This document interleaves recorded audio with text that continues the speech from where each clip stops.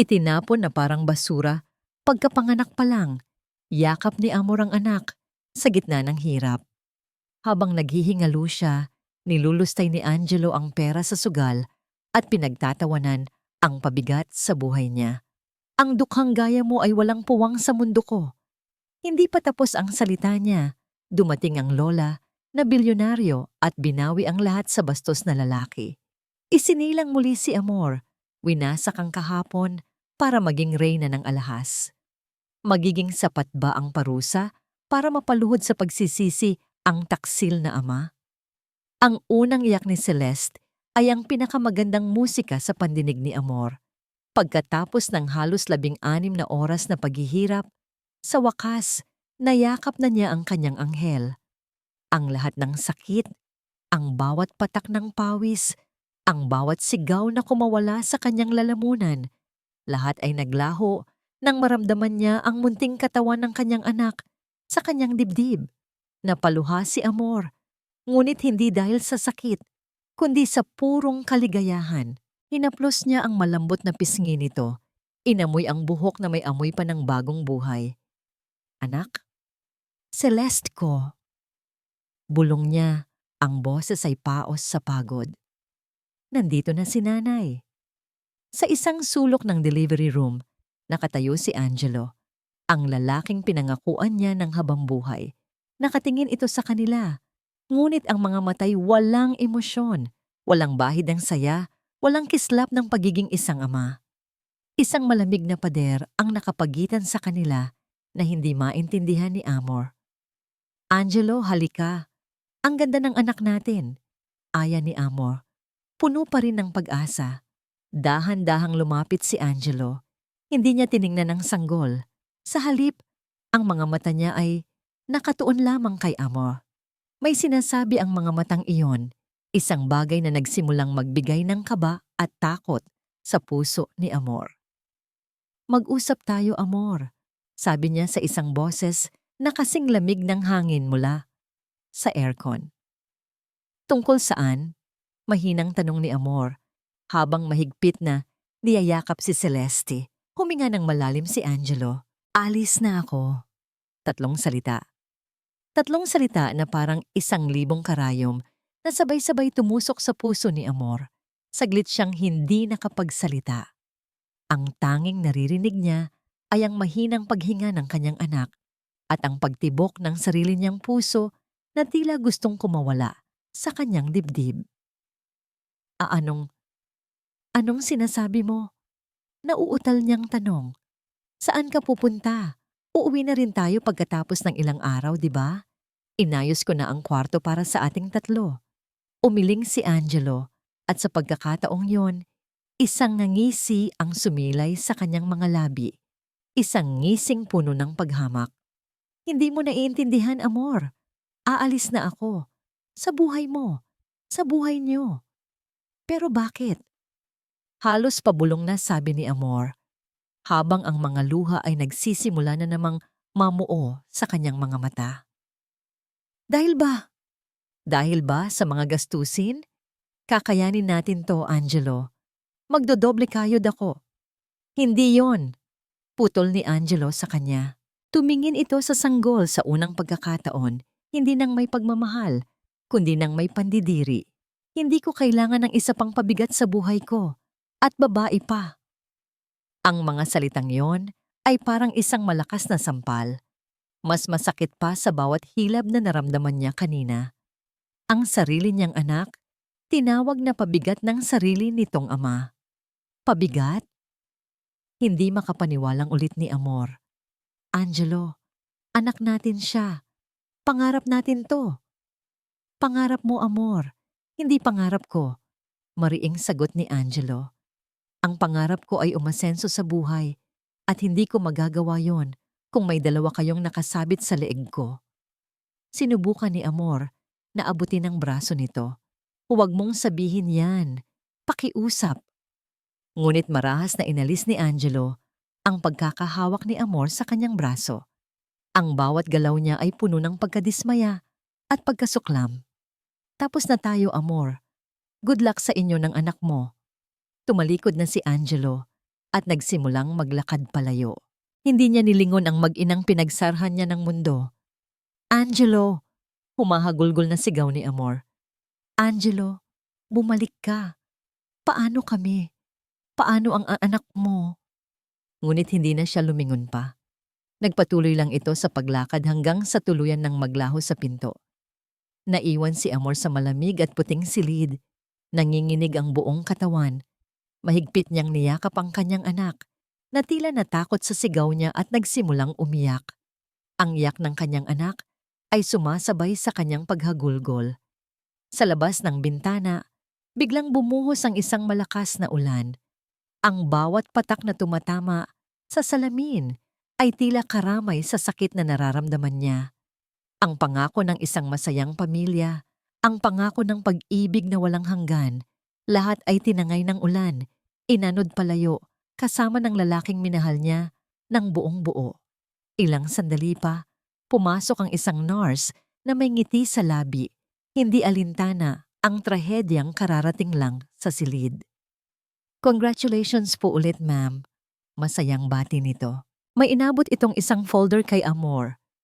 Heto na po ang initial bill ninyo. Pakiasikaso na lang po sa billing section kung sino ang magsesettle." Tiningnan ni Amor ang papel. Nakaimprinta doon ang isang halaga na kahit sa isang taong pagtatrabaho niya ay hindi niya kayang bayaran. Nanlamig ang kanyang mga kamay at nanuyo ang kanyang lalamunan. Itinaas niya ang kanyang paningin sa nurse. Ang kanyang mga mata ay puno ng kawalan at pagkalito. Ang nurse na napansin ang kanyang reaksyon ay nagtanong ng may pagtataka, "Ma'am, sino po ang magbabayad nito?" Hindi nakasagot si Amor. Ang tanong ay umaling-awngaw sa loob ng silid. Mas malakas pa kaysa sa kulog sa labas. Sino nga ba? Paano na sila ngayon? Paano niya sisimulan ang buhay kasama ang kanyang anak kung sa unang araw pa lang ay baon na sila sa utang at pag-iisa? Ilang araw ang lumipas na tila isang mahabang panaginip para kay Amor. Isang bangungot, nakalabas siya ng ospital. Salamat sa kaunting ipon na itinabi niya para sana sa binyag ni Celeste at sa tulong na rin ng isang katrabaho na naawa sa kanyang sinapit. Ngunit ang bawat pisong nawala sa kanyang pitaka ay katumbas ng isang malaking bato na dumadagan sa kanyang dibdib. Ngayon, wala na siyang babalikan na trabaho, wala nang natitirang pera, at higit sa lahat, wala na si Angelo. Ang tanging yaman niya na lang ay ang munting anghel na mahimbing na natutulog sa isang lumang kuna na gawa sa yantok. Ang inuupahan nilang kwarto sa tondo ay tila lalong sumikip at dumilim. Ang dating masayang tahanan na puno ng pangarap ay naging isang malamig na kulungan. Ang amoy kulob mula sa mga basang pader at ang paminsan-minsang tulo mula sa bubong ay tila laging nagpapaalala sa kanya ng kanyang kabiguan. Sa ilalim ng nag-iisang bumbilya na nagbibigay ng maputlang liwanag, binuksan ni Amor ang isang lata ng biskwit kung saan niya itinatago ang kanyang pera. Ibinuhos niya ang laman nito sa kanyang palad. Ilang piraso ng 20 at sangkatutak na barya. Maingat niyang binilang ang mga ito. Ang tunog ng bawat baryang nagbabanggaan ay parang tunog ng kanyang nababasag na pag-asa. Kulang. Kulang pa pambili ng isang maliit na lata ng gatas para kay Celeste. Napapikit si Amor nang mariin. Pinipigilan ang mga luhang nagbabadyang tumulo. Hindi siya pwedeng umiyak. Kailangan niyang maging matatag para sa kanyang anak. Bigla, isang malakas at sunod-sunod na katok sa pinto ang halos magpatalon sa kanya sa gulat. "Amor! Hoy, Amor! Buksan mo to!" Ang boses na yon ay kasing pamilyar at kasing talas ng isang patalim. Si Aling Puring, ang may-ari ng apartment. Dahan-dahang ibinalik ni Amor ang mga barya sa lata at lumapit sa pinto. Bago pa man niya ito mabuksan, narinig na niya ulit ang sigaw. "Alam kong nandyan ka. Huwag kang magkunwari. Yung bayad mo sa upa, 2 buwan ng delayed." Huminga ng malalim si Amor bago binuksan ng kaunti ang pinto. "Aling Puring, pasensya na po. Kakalabas ko lang po ng ospital. Wala akong pakialam. Singal nito, ang mga matay nanlilisik.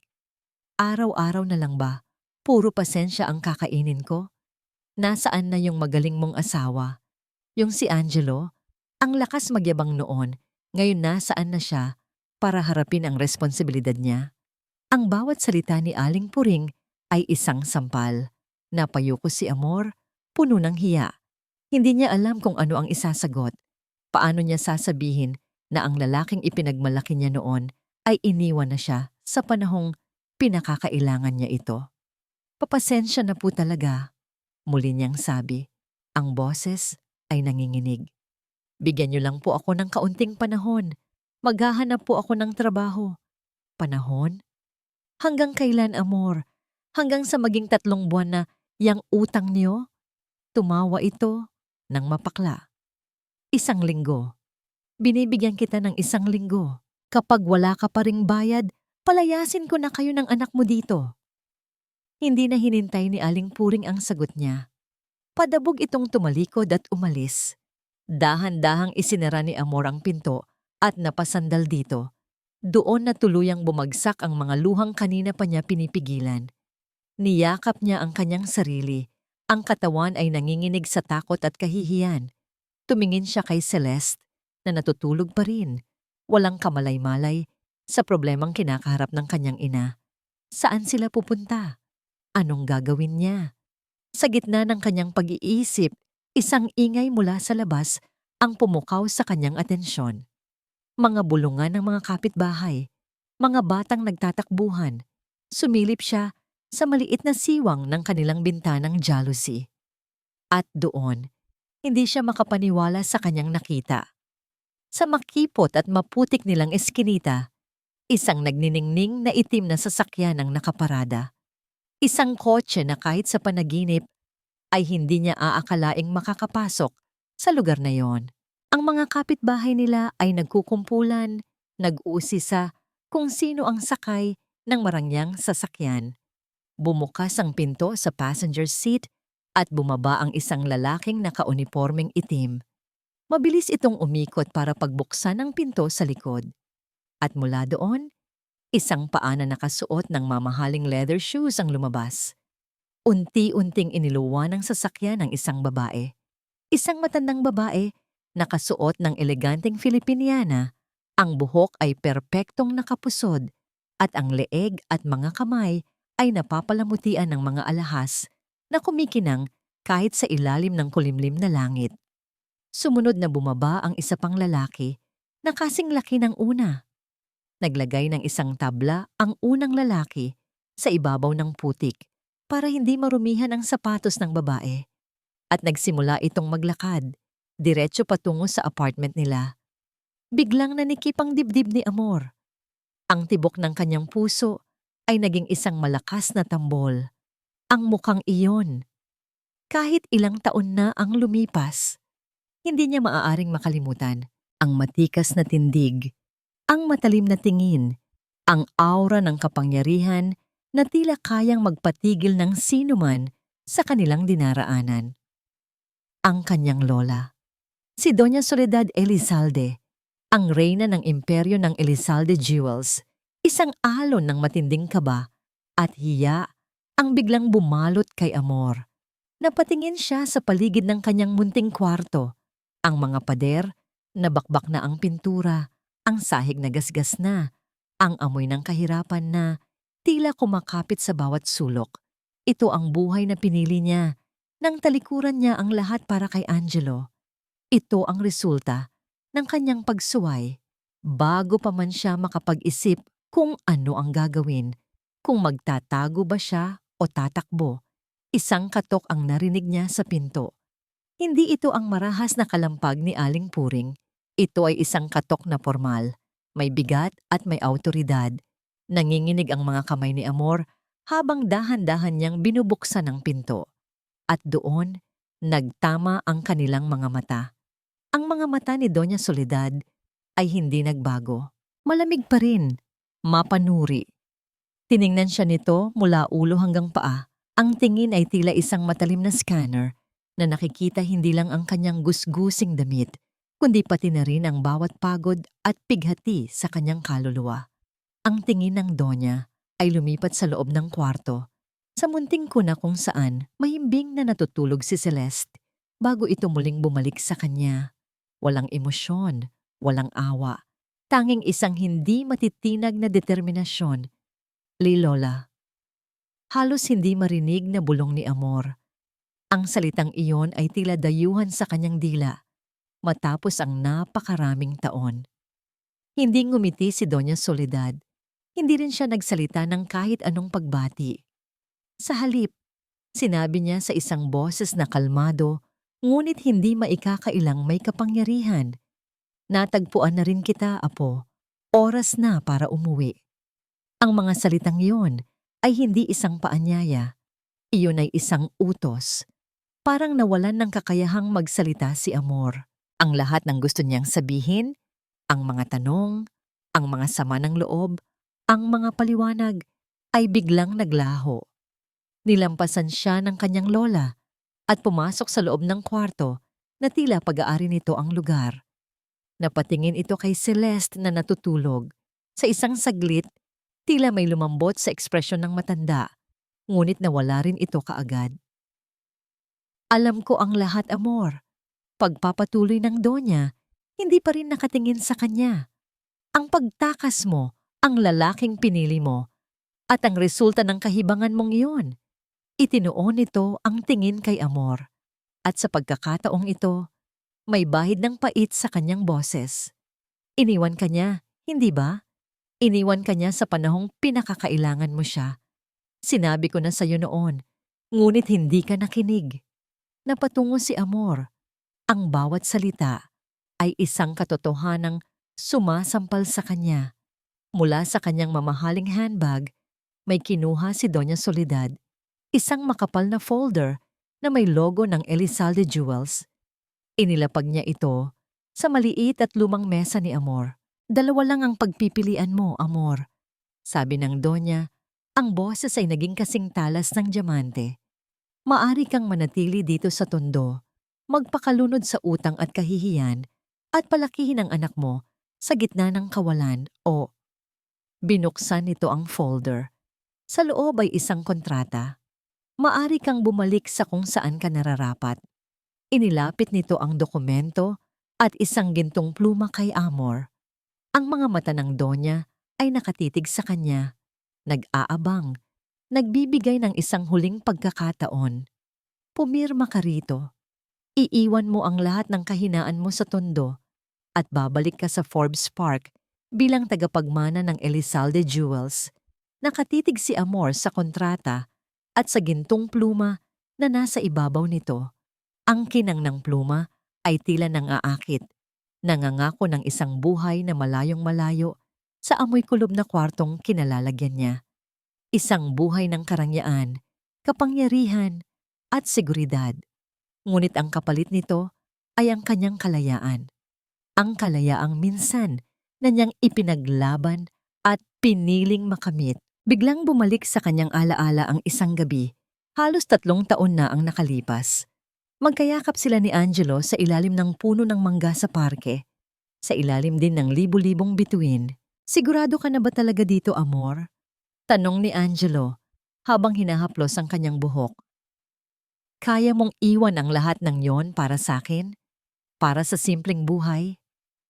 Tumingala si Amor sa kanya. Ang mga matay nagniningning nang higit pa sa alinmang diamante sa vault ng kanyang lola. Ikaw ang lahat sa akin, Angelo. Hindi ko kailangan ng mansyon o ng magagarang sasakyan. Ang kailangan ko lang ay ikaw. Ang pangarap ko ay isang simpleng bahay, isang masayang pamilya, at ikaw ang kasama ko sa pagtanda. Hinalikan siya ni Angelo sa noo. Pangako, Amor, hinding-hindi kita bibiguin. Aalagaan kita. Aalagaan natin ang pamilyang bubuuin natin. Napapikit si Amor. Pangako. Isang salitang napakadaling bitawan, ngunit napakahirap panindigan. Ang pangakong yon ang naging dahilan ng lahat, at ang parehong pangako rin ang winasak at dinurog hanggang sa maging abo. Tumingin siya sa kanyang lola Soledad na nananatiling tahimik na nagmamasid, tila kayang basahin ang bawat sulok ng kanyang isipan. Pagkatapos ay ibinaling niya ang kanyang tingin kay Celeste na nagsimulang gumalaw sa kanyang pagkakatulog. Ang munting mukha na iyon, ang inosenteng anghel na yon na walang ibang kakampi sa mundo kundi siya. Hindi na ito tungkol sa kanya. Hindi na ito tungkol sa kanyang nasirang pangarap o sa kanyang sawimbalang pag-ibig. Ito ay tungkol sa kinabukasan ng kanyang anak. Anong buhay ang maibibigay niya kay Celeste dito? Isang buhay ng pangungutang? Ng pagtatago kay Aling Puring? Ng pagbibilang ng bawat sentimo para lang makabili ng gatas? Hindi. Hindi niya hahayaang maranasan ng kanyang anak ang hirap na dinaranas niya ngayon. Ang dugo ng isang Elizalde ay nananalaytay sa mga ugat ni Celeste at nararapat lamang na lumaki ito ng may dignidad at seguridad. Dahan-dahan siyang lumapit sa salamin na may lamat sa isang sulok ng kwarto. Tiningnan niya ang kanyang refleksyon. Ang babaeng nakatingin pabalik ay pagod, payat, at may mga matang namumugto sa kaiiyak. Isang babaeng talunan. Ngunit habang tinititigan niya ang sarili, may nagbago. Pinunasan niya ang isang takas na luha sa kanyang pisngi. Dahan-dahang umunat ang kanyang likod. Ang kalungkutan sa kanyang mga mata ay napalitan ng isang apoy na matagal nang natutulog. Ang apoy ng isang ina na handang gawin ang lahat para sa kanyang anak. Humarap siyang muli sa kanyang lola. Kinuha niya ang pluma. Ang bigat nito sa kanyang kamay ay tila bigat ng desisyong kanyang gagawin. Walang pag-aalinlangan, inilapat niya ang dulo ng pluma sa papel at isinulat ang kanyang pangalan. Amor Reyes. Bawat letra ay madiin, bawat kurba ay pinal. Yun na ang huling beses na naramdaman niya ang sarili bilang ang dating amor na mahina at nagpapakamartir sa pag-ibig. Isang round pa dito, miss. Sigaw ni Angelo, itinaas ang baso niya sa ere. Nasa isang maingay at masikip na inuman siya sa kanto kasama ang dalawa niyang kaibigan. Ang mukha niya ay namumula na sa tama ng alak, ngunit ang bibig niya ay hindi tumitigil sa pagyayabang. Hi! Sa wakas! Malaya na, sabi niya, sabay lagok sa kanyang beer. Wala nang sakit ng ulo. Wala nang inaalalang bibig na pakakainin. Gago ka talaga pare, sabi ng isa niyang kaibigan si Ben. Iniwan mo talaga sila? Kawawa naman yung bata. Tumawa lang si Angelo. Kawawa? Mas kawawa ako kung nanatili ako doon. Isipin na niyo, 2 pabigat agad? Hindi uunlad ang buhay ko noon. Ngayon, single ulit ako. Pwede na ulit akong maghanap ng isda. At sa pagkakataong to, siguraduhin kong balyena ang mahuhuli ko. Yung mayaman. Nagtawanan sila. Para kay Angelo, ang buhay ay isang laro. At sa larong yon, palagi siyang dapat ang panalo. Ang pag-ibig ay isang puhunan at si Amor ay isang masamang investment na kailangan niya ng i-cut loss. Habang abala siya sa pagpapasikat, isang anino ang biglang tumakip sa kanilang mesa. 2 malalaking lalaki, parehong may mga tattoo at matitigas ang mukha, ang nakatayo ngayon sa kanilang harapan. Angelo Santos? Tanong ng isa. Ang boses ay magaspang. Biglang nawala ang nangiti ni Angelo. Bakit? Pinapatawag ka ni Kariki, sabi nito. Ang pangalang yon ay nagpabuhos ng malamig na pawis sa buong katawan ni Angelo, mas malamig pa sa beer na iniinom niya. Si Ricardo Kariki Gomez, ang pinagkakautangan niya sa sugal. Sabihin niyo, babayaran ko rin siya. Humahanap pa ako ng paraan, nanginginig na sabi ni Angelo. Sinabi na niya sa amin yan noong nakaraang linggo, sabi ng isa pang lalaki, sabay hila sa kwelyo ni Angelo at kinaladkad siya palabas ng inuman. Kasabay ng pagkakaladkad kay Angelo palabas, si Amor naman ay marahang isinasakay sa nagniningning na itim na kotse ng mga Elizalde. Isang bodyguard ang may hawak ng payong para sa kanya. Maingat niyang inilagay si Celeste na binalot sa isang mamahaling pranela.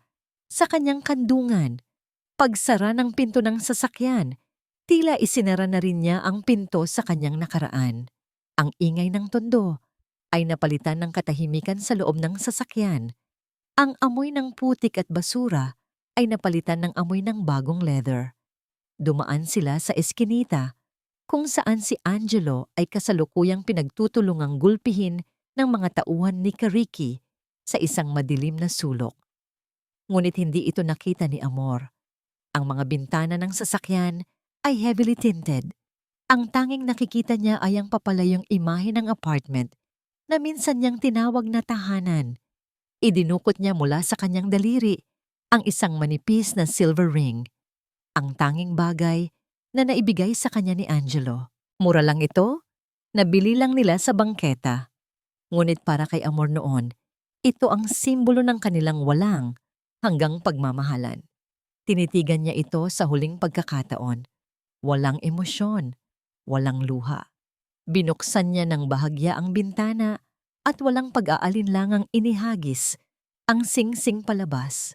Gumulong ito sa maputik na kalsada at nawala sa dilim. Sa kabilang banda, si Angelo ay iniwang nakahandusay sa sahig, duguan at halos hindi na makagalaw. Isang linggo, sabi ng tauhan ni Kariki bago siya duraan. Isang linggo, o kaluluwa mo na ang kukunin namin. Nanghihinang dinukot ni Angelo ang kanyang cellphone mula sa bulsa. Buburahin na sana niya ang numero ni Amor nang biglang magring ito. Numero ng kaibigan niyang si Ben. Pare. Hirap niyang sagot. Angelo? Sigaw ni Ben mula sa kabilang linya. Ang boses ay puno ng pagtataka. Nandito ako sa labas. Nakita ko si Amor. Grabe pare, sumakay siya sa isang magarang kotse. Yung kotse ng mga Elizalde, yung may-ari ng mga sikat na jewelry store. Napatigil sa pag-ubo ng dugo si Angelo. Ang sakit mula sa kanyang mga pasa ay tila biglang naglaho. Ano? Oo pare, may kasama siyang matandang babae na sosyal. Grabe, mukhang reyna. Angelo, ano ang ibig sabihin nito? Ibinaba ni Angelo ang tawag. Nakatingin siya sa kawalan. Ang kanyang isip ay nagpoproseso. Elizalde? Elizalde Jewels. Ang apelyido ng ina ni Amor na hindi nito gaanong binabanggit. At bigla, isang realisasyon ang tumama sa kanya na parang isang malakas na kidlat. Isang realisasyon na mas masakit pa sa lahat ng suntok na tinanggap niya. Isang ngingiti. Isang ninangiting puno ng sakim, pagkagulat at pagsisisi ang dahan-dahang gumuhit sa kanyang duguan at pasapasang muka. Hayop, bulong niya sa hangin. Nagkamali ako ng tinapong baraha. Isang taon ang lumipas mula ng talikuran ni Amor ang maputik na eskinita ng tondo. Sa loob ng 365 araw, ang babaeng dati umiiyak sa isang madilim na kwarto ay namatay at muling isinilang mula sa sarili niyang abo. Nakatayo si Amor sa harap ng isang life-size na salamin sa kanyang walk-in closet. Ang refleksyon na nakatingin pabalik ay hindi na pamilyar sa kanya. Nakasuot ito ng isang deep emerald green na serpentina gown na tila isang likidong hiyas na yumayakap sa kanyang perpektong hubog. Ang kanyang buhok ay nakaayos sa isang eleganteng shinyon at ang kanyang leeg ay napapalamutian ng isang kwintas na may iisang malaking diamante. Isang piraso mula sa pinakabagong koleksyon ng Elizalde Jewels. Matikas ang kanyang tindig. Walang bakas ng kahinaan sa kanyang mukha. Ang kanyang mga mata, na dati puno ng luha at pangarap, ay kalmado na ngayon, ngunit may talim. Ito ang mga mata ng isang reyna na natutong isara ang kanyang puso upang protektahan ang kanyang kaharian. Ang babae sa salamin ay hindi na si Amor, na asawa ni Angelo. Ang babae sa salamin ay si Amor Reyes, ang Vice President ng Elizalde Jewels, isang Elizalde. Handa ka na ba, Apo? Ang boses ni Doña Soledad ay nanggaling sa pinto. Nakatayo ito roon. Suot ang isang itim na gown. Ang awtoridad ay bumabalot sa kanya tulad ng isang mamahaling balabal. Tumangulang si Amor sa kanyang lola. Ang kanilang relasyon sa loob ng isang taon ay naging professional. Isang relasyon ng mentor at apprentice. Walang lambing, tanging aral tungkol sa negosyo, kapangyarihan, at kung paano hindi na muling maging mahina. Pagbaba nila sa grand staircase ng mansyon sa Forbes Park, ang mga katulong ay nakayuko, puno ng paggalang. Ito ang mundong kinalakhan niya, ang mundong tinalikuran niya, at ang mundong muli niyang inaangkin. Ang charity gala ay ginanap sa grand ballroom ng isang 5-star hotel. Ang ere ay puno ng amoy ng mamahaling pabango at tunog ng mahihinang tawanan at nagbabangga ang mga kopita ng champagne. Pagpasok pa lang ni Amor sa tabi ng kanyang lola, halos lahat ng mata ay napunta sa kanya. Ang bulungan ay tila isang malakas na hangin. Siya ba yon? Ang nawawalang tagapagmana? Grabe, ang ganda niya. Ibang-iba sa mga litrato niya noon, parang ibang tao. Hindi niya inintindi ang mga ito. Natutunan na niyang maglakad na may taas noo, na tila ang opinyon ng iba ay mga batong tinatapakan lamang niya. Ngunit habang kinakamayan niya ang mga importanteng bisita at ngumingiti ng isang pilit at ensayadong nangiti, may isang bahagi sa kanya na nakakaramdam na para siyang isang impostor sa sarili niyang buhay. Sa gitna ng pakikipag-usap, may isang waiter na dumaan sa kanyang likuran. Bigla, isang lalaki ang bumangga dito, dahilan para matapon ang laman ng tray, isang baso ng red wine, diretso sa kanyang likod. Naramdaman ni Amor ang biglaang lamig at basa sa kanyang gown. Napapikit siya sa inis. Naku miss, I'm so sorry. Diyos ko ang tanga ko. Humarap si Amor. Handa nang magpakawala ng isang matalim na salita, ngunit natigilan siya. Ang lalaking nasa harap niya ay hindi mukhang mayabang o sinadya ang nangyari. Sa halip, ito'y mukhang mas natataranta pa kaysa sa kanya. Ang mga mata nito, na puno ng sinserong pag-aalala, ay nakatitig sa mantsa sa kanyang likod.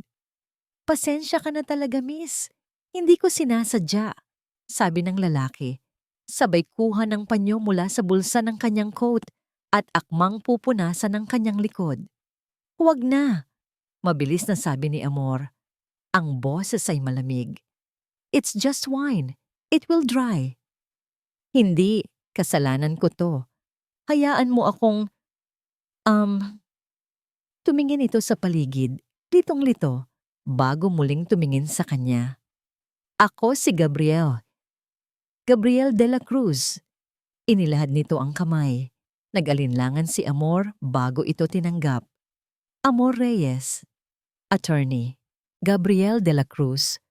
Pagtatama ng isang matabang lalaki na kasama pala nito, si Mr. Velasco, isang kilalang negosyante sa construction. Pasensya ka na sa associate ko, Miss Reyes, bago pa lang sa mga ganitong pagtitipon. Ngumiti lang si Gabriel ng alanganin, pero bago pa man may masabi si Amor, hinarap siya ni Mr. Velasco ng may mapanuring na ngiti. So ikaw pala ang biglaang paglitaw sa industriya, sabi ni Velasco, ang tono ay may halong pangmamaliit. The mysterious heiress, marami ang nagtataka kung paano mo napapanatili ang kinangnang Elizalde Jewels. Alam ni Amor ang laro. Isa itong pagsubok, isang hamon sa kanyang kakayahan. Ang dating Amor ay marahil natakot na at nagtago sa likod ng kanyang lola. Ngunit ang bagong Amor ay hindi umaatras sa laban. Tinaasan niya ito ng kilay. Ang kinang ng isang hiyas, Mr. Velasco, ay hindi pinapanatili. Ito ay nililinang. Perhaps if your company focused more on innovation and quality instead of tired gossip, mas makikinang din ang kinabukasan ng inyong kumpanya. Natigilan si Mr. Velasco. Ang mga taong nakarinig sa paligid nila ay nagpipigil ng tawa. Si Gabriel naman ay napatingin kay Amor, hindi makapaniwala sa talas ng kanyang dila. Ngunit kasabay nito, isang hindi maipaliwanag na paghanga ang kanyang naramdaman. Ngumiti si Amor ng matamis. If you'll excuse me, tinalikuran na niya ang mga ito at naglakad patungo sa powder room. Sinundan siya ng tingin ni Gabriel. Wow! Bulong niya sa sarili. Paglabas ni Amor mula sa powder room, nakita niyang nag-aabang si Gabriel sa labas. May hawak na 2 baso ng tubig. Peace offering, sabi nito. Sabay abot ng 1 baso sa kanya. Kinuha ito ni Amor. Hindi mo kailangang gawin to. Kailangan, giit ni Gabriel. Nasira ko ang paborito mong damit. Napatingin si Amor sa kanya. Paano mo nalamang paborito ko to? The way your eyes changed when the wine spilled. Sagot ni Gabriel, isang maliit na ngiti ang sumilay sa kanyang mga labi. There's a fire in you, Miss Reyes. Hindi lang yun basta ganda, it's captivating. Sa unang pagkakataon sa loob ng 1 taon, naramdaman ni Amor ang isang bagay na pamilyar. Isang mabilis na tibok ng puso. Isang kilig. Mabilis niya itong iwinaksi. Salamat sa tubig, Attorney De La Cruz, sabi niya. Ibinalik ang pagiging formal. Gabriel na lang, sabi nito. Miss Reyes, Amor, I was wondering if you'd be free for coffee sometime para makabawi man lang ako ng maayos. Ang alok ay simple, normal. Ngunit para kay Amor, ito ay isang teritoryong matagal na niyang isinara. Tinitigan niya si Gabriel. May sinseridad sa mga mata nito na matagal na niyang hindi nakikita. Bubuksan na sana niya ang kanyang bibig para sumagot ng, Apo. Ang boses ni Doña Soledad ay biglang lumitaw sa kanilang likuran. Napalingon silang dalawa. Ang matanda ay nakatingin sa kanila. Ngunit bago ito tumingin kay Amor, ang mga mata nito ay saglit na dumapo kay Gabriel. Isang makahulugang tingin na hindi maintindihan ni Amor. Ngunit tila naintindihan naman ni Gabriel na bahagyang napatango. May mahalaga tayong pag-uusapan, sabi ng Donya. Ang tingin ay na kay Amor na. Ang sandaling namagitan sa kanila ni Gabriel ay biglang nabasag. Ang init na nagsimulang maramdaman ni Amor ay muling nilamon ng lamig. Tumango siya sa kanyang lola at bago umalis, binigyan niya si Gabriel ng isang huling, formal na tingin. Excuse me. At muli, iniwan niya itong nakatayo, nag-iisa. Ang sabaw ng instant noodles ay maligamgam na at malagkit sa lalamunan, ngunit para kay Angelo Santos, ito na ang pinakamasarap na pagkain na natikman niya sa buong linggo. Nakaupo siya sa isang maliit na karinderya sa gilid ng kalsada. Pilit na hindi pinapansin ang mga langaw na lumilipad sa paligid ng kanyang mesa. Ang bawat subo ay isang paalala ng kanyang pagbagsak. 1 taon. 1 taon na ang nakalipas mula nang iwan niya si Amor. Ang akala niyang simula ng magandang buhay ay naging simula pala ng isang walang katapusang bangungot. Ang mayamang babaeng pinalit niya kay Amor ay iniwan din siya matapos makuha ang lahat ng pera niya. Ngayon, heto siya. Palipat-lipat ng tirahan, nagtatago at baon sa utang. Biglang nag-vibrate ang kanyang luma at basag na cellphone. Nanginginig ang kamay niyang tiningnan ng screen. From Kariki, palapit na deadline mo. Katawan mo ipambabayad ko. Isang malamig na kaba ang gumapang sa kanyang buong katawan. Napalunok siya ng laway na tila may buhangin. Isinara niya ang mensahe at pilit na isinubo ang 1 pang kutsara ng noodles. Kasalanan ito ni Amor, sabi niya sa sarili. Kung lalaki lang sana ang anak namin, baka sakaling sinuwerte ako. Ang luma at maliit na telebisyon na nakasabit sa sulok ng karinderya ay nagpapalabas ng isang showbiz news program. Hindi niya ito pinapansin. Masyado siyang abala sa pag-iisip kung paano siya makakatakas kay Kariki. Ngunit isang pamilyar na pangalan ang biglang pumukaw sa kanyang atensyon. At sa pinakamalaking balita sa mundo ng alta sosyedad, sabi ng news anchor, Ang biglaang pagbabalik ng nag-iisang tagapagmana ng Elizalde Jewels, Miss Amor Reyes, sa ginanap na Gems of Hope Charity Gala kagabi. Clang, nabitiwan ni Angelo ang kanyang kutsara. Nanlaki ang kanyang mga mata. Hindi makapaniwala sa kanyang narinig. Dahan-dahan niyang itinaas ang kanyang tingin sa telebisyon. At doon, sa screen, ay ang isang babaeng hindi niya halos makilala. Nakasuot ito ng isang eleganteng burden gown. Ang buhok nito ay perpektong nakaayos. Ang mga mata nito'y matalim at puno ng kumpiyansa. Ngunit ang mukha ay walang dudang kay Amor. Ang babaeng iniwan niya sa isang murang ospital. Ang babaeng tinawag niyang pabigat. Ngayon, naroon ito. Napapaligiran ng mga mayayaman at makapangyarihang tao. At sa kanyang leeg ay nakasabit ang isang diamanteng kwintas na mas makinang pa sa lahat ng bituin. "Papakilakasan po!" sigaw ni Angelo sa tindera. Hindi inaalis ang tingin sa screen. 1 taon matapos ang kanyang misteryosong pagbabalik, ipinapakita ni Miss Reyes na hindi lamang siya isang magandang mukha, kundi isang tunay na reyna sa mundo ng negosyo. Pagpapatuloy ng anchor. Hindi na narinig ni Angelo ang mga sumunod na sinabi. Ang tanging umuulit-ulit sa kanyang isipan ay ang mga salitang tagapagmana ng Elizalde Jewels. Elizalde, ang apelyido ng ina ni Amor na minsan lang nitong nabanggit. Niloko niya ako. Iyon ang unang pumasok sa isip niya. Pinaniwala niya akong mahirap lang siya. Ginamit niya ako.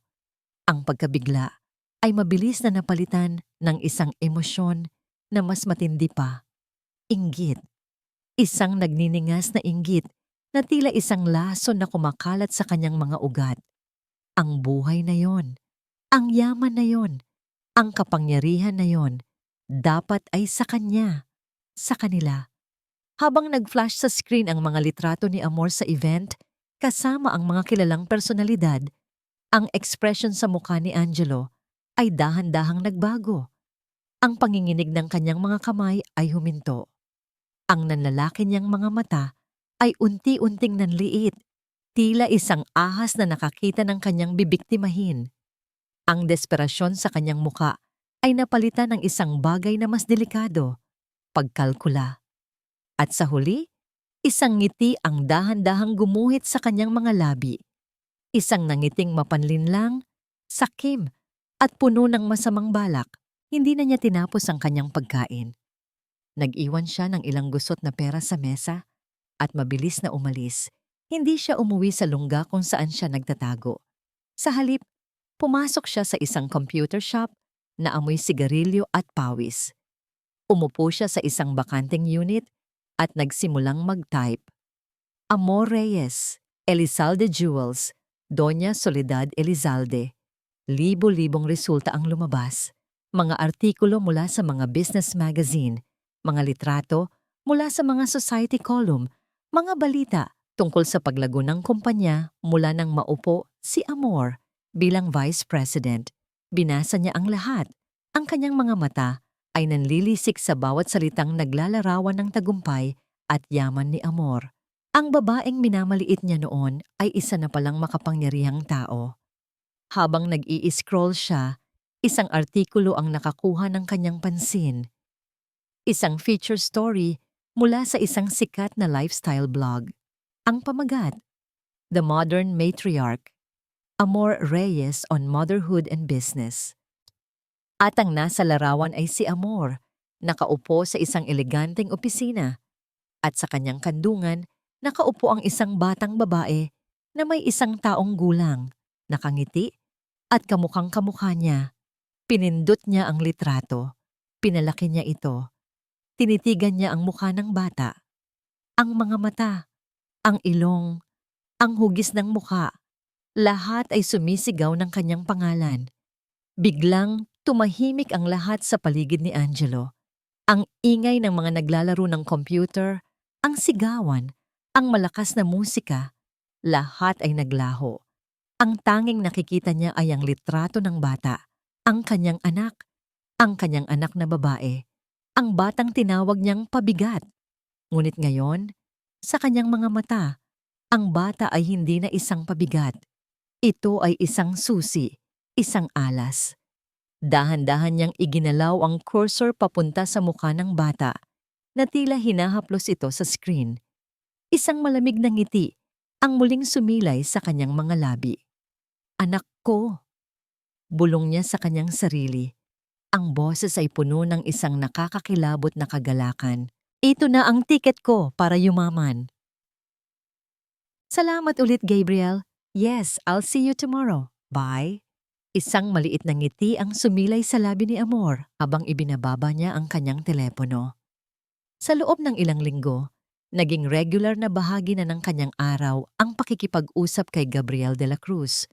Ang kanilang mga pag-uusap ay laging nagsisimula sa trabaho, mga legal na payo, mga kontrata, ngunit laging nauuwi sa mga personal na bagay.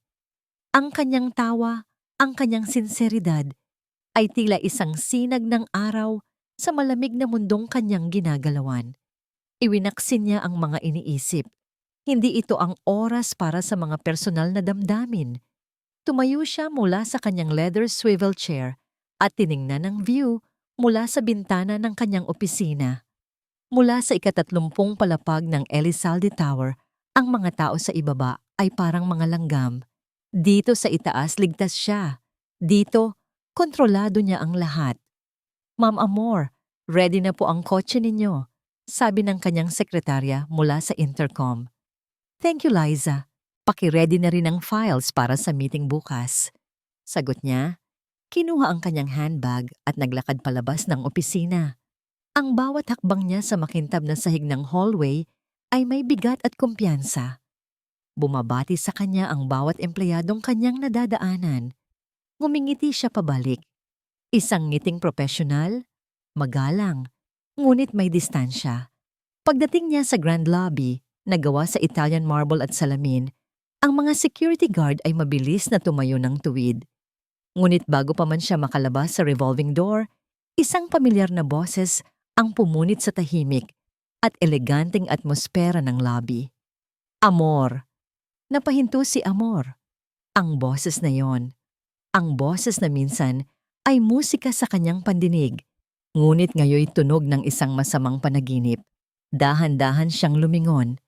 At doon, nakatayo sa gitna ng lobby, ay si Angelo.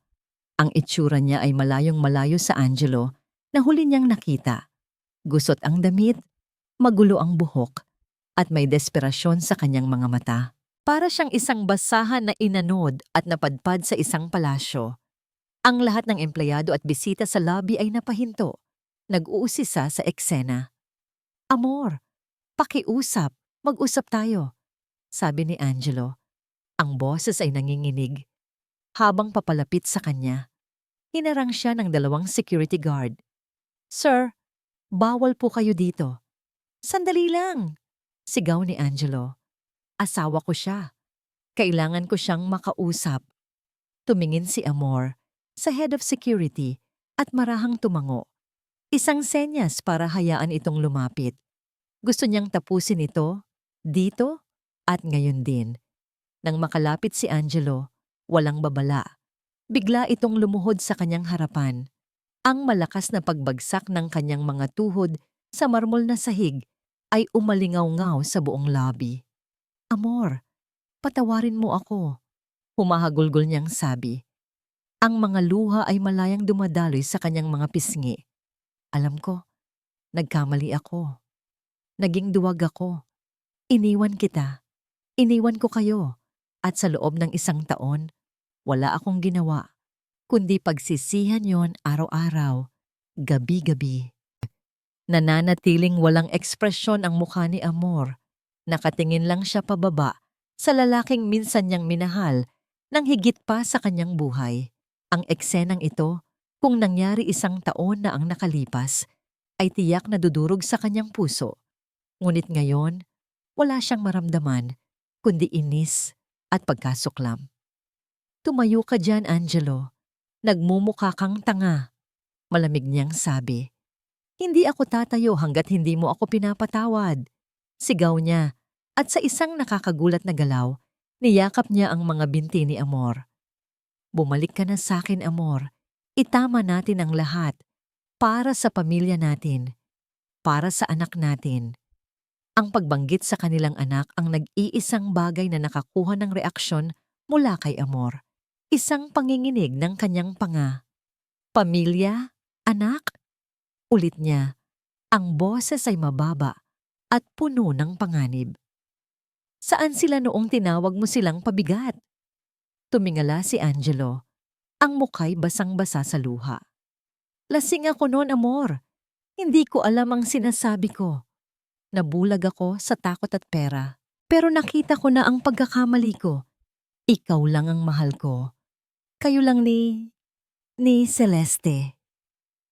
Ang pangalan ng kanyang anak mula sa bibig ni Angelo ay parang isang kalawang na kutsilyo. Hinila ni Amor ang kanyang binti mula sa pagkakahawak nito.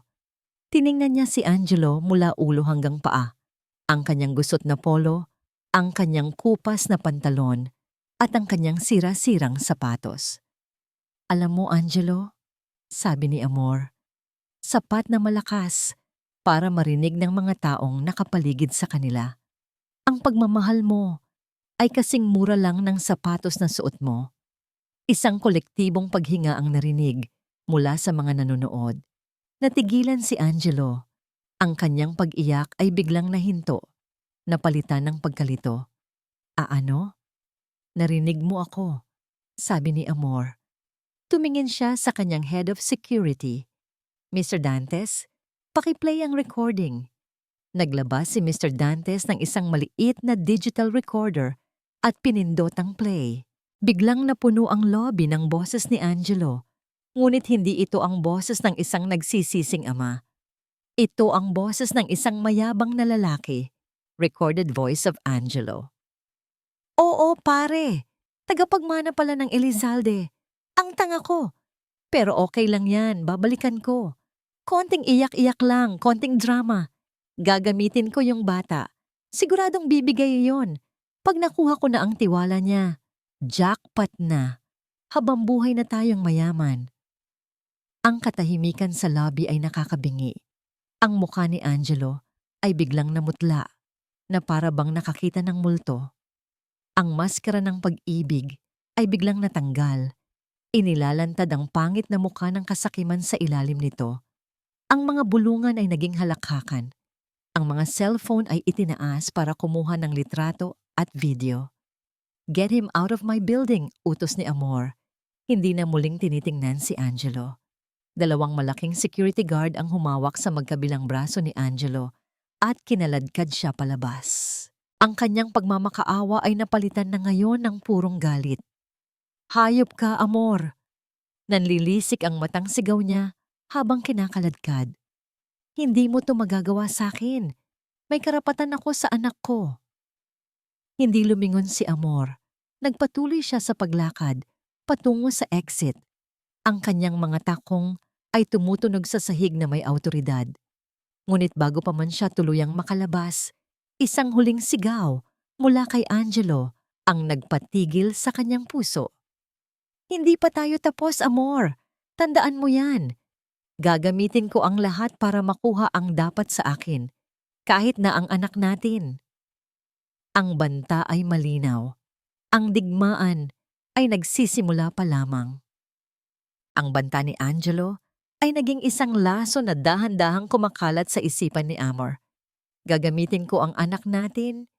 Ang mga salitang yon ay umuulit-ulit sa kanyang isipan tuwing gabi. Ninanakaw ang kanyang pagtulog. Naging mas mahigpit ang seguridad sa mansyon at sa opisina. Bawat bagong mukha ay kanyang pinagdududahan. Bawat hindi pamilyar na sasakyan sa labas ng kanilang gate ay nagbibigay sa kanya ng matinding kaba. Ang kanyang anak, ang kanyang si Celeste, ang nag-iisang ilaw ng kanyang buhay, ay naging isang target. Sa gitna ng lumalaking takot na ito, isang tao ang naging kanyang kanlungan. Si Gabriel. Hindi niya alam kung paano, pero tila laging alam ni Gabriel kung kailan siya tatawag. Sa mga gabing hindi siya makatulog, biglang iilaw ang kanyang telepono at lilitaw ang pangalan nito. Ang kanilang mga pag-uusap ay nagbibigay sa kanya ng kapayapaan. Ang malalim at kalmado nitong boses ay tila isang kumot na nagbibigay init sa kanyang nanlalamig na puso. Isang hapon ng Sabado, habang naglalaro sila ni Celeste sa malawak na hardin ng mansyon, dumating si Gabriel. Hindi bilang isang abogado, kundi bilang isang kaibigan. Nakaupo si Amor sa isang bench sa ilalim ng isang mayabong na puno. Pinapanood ang dalawa.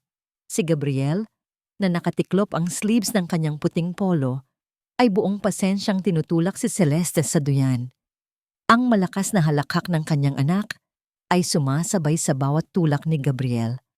Paminsan-minsan, gagawa si Gabriel ng mga nakakatawang mukha na lalong nagpapasaya sa bata. Sa sandaling iyon, nakita ni Amor ang isang imahe ng pamilya na matagal na niyang ibinaon sa limot. Isang masayang pamilya, isang buong pamilya, isang ngiti ang gumuhit sa kanyang mga labi, isang tunay na ngiti, hindi ensayado, hindi pilit, isang ngiti na nanggaling sa puso.